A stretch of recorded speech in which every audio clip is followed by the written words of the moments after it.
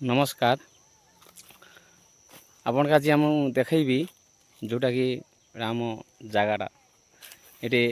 आगे देख ये आलू लगेचु आदि चारा लगेचु टमाटर चारा फुलकोबी बैगन बहुत किसी अच्छी ये फील्ड देखुच यहाँ यहाँ आगे अच्छी टमाटो से आगू अच्छी फुलकोबी आईटा बैगन एमती लगेचु